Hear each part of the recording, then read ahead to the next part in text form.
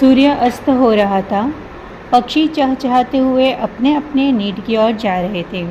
गांव की कुछ स्त्रियां पानी लेने के लिए घड़े लेकर कुएं की ओर चल पड़ी और आपस में इधर उधर की बातें करने लगी। बातचीत करते करते बात बेटों पर जा पहुंची। पहली स्त्री ने कहा, मेरे बेटे का कंठ बहुत मधुर है, लोग बड़े चाव से उसका गीत सुनते हैं। दूसरी स्त्री ने कहा, मेरे बेटे की बराबरी कोई नहीं कर सकता, वो बहुत ही शक्तिशाली और बहादुर है।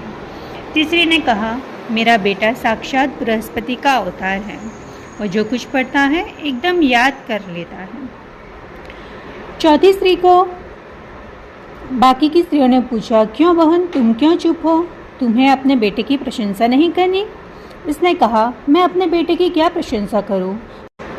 वो ना तो गंधर्व सा गायक है, न भीम सा पहलवान और न ही बृहस्पति सा बुद्धिमान।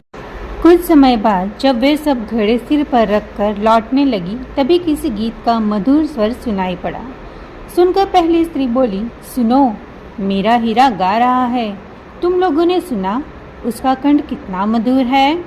वह लड़का गीत गाता हुआ उसी रास्ते से निकल गया। उसने अपनी माँ की ओर कोई ध्यान नहीं दिया। इतने में दूसरी स्त्री ने सामने से उसका बेटा आता देखकर कहा, देखो, वह मेरा लाडला आ रहा है, शक्ति और सामर्थ्य में इसकी कोई बराबरी कर सकता है। वह भी उसकी तरफ ध्यान दिए बिना ही निकल गया। वे कुछ आगे बढ़ी तो एकाएक तीसरी स्त्री का बेटा उधर से संस्कृत के श्लोक का पाठ करता हुआ निकला। उसने गदगद स्वर में कहा, देखो, यही है मेरी गोद का हीरा, इसे कौन बृहस्पति का अवतार नहीं कहेगा। परंतु वो बेटे ने भी अपनी माँ की ओर नहीं देखा। वह भी थोड़ी ही दूर गया था कि चौथी स्त्री का बेटा भी अचानक उधर से आया। उसने कहा, माँ लाओ, मैं तुम्हारा घड़ा पहुँचा दूँ। तीनों औरतें बड़े ही आश्चर्य से चौथी स्त्री के बेटे को देखती रही।